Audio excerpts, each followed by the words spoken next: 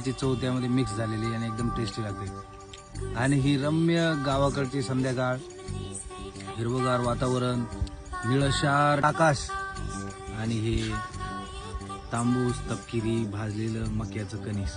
त्या दिवशी लोणावळ्यात काय झालं होतं? एक कप भरदाने 50 रुपयाला कालचं आणि गावाकडं फुकट खात राहा।